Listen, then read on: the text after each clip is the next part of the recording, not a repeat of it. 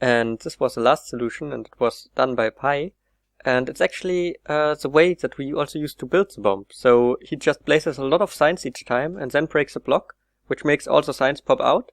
And it's so many block updates that the block updates overflow the stack, and that causes the other block updates around the initial block not to be executed anymore, which is pretty much the same thing we did just with redstone towers to build the bomb.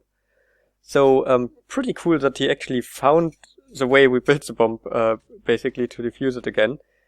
But it's also cool that people actually came up with completely different solutions, like loading it in the old versions and abusing that, or like abusing the fact that entities get deleted when being moved without being ticked.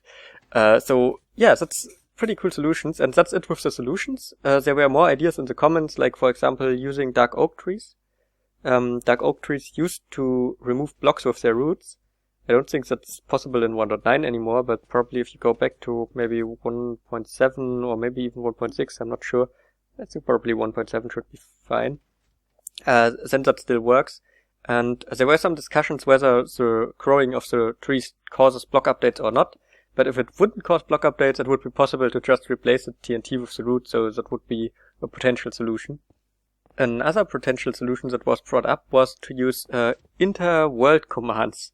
So that's a trick that, for example, Senkan used to make a speedrun, and it basically works the way that you go in one world and execute a command there while the whole server tick is super slowed down, and then you leave the world and enter another world, and for some weird reason the commands you wanted to execute in the first world will execute in the world you joined afterwards.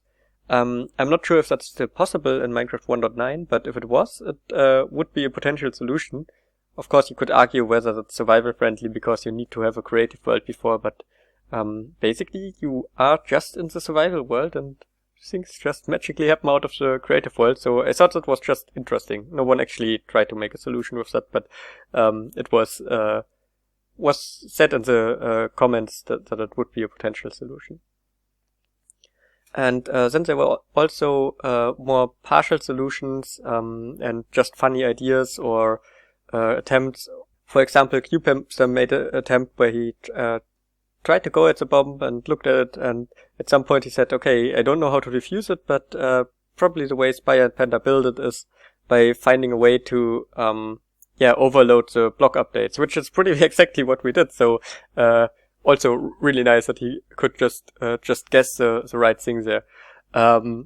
Or Pi also made interesting attempts with ender crystals to that.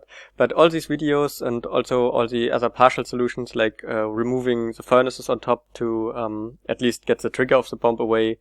Also funny solution was dropping the TNT into the end. So just triggering the bomb, dropping the TNT entities into the end, and then calling that a win.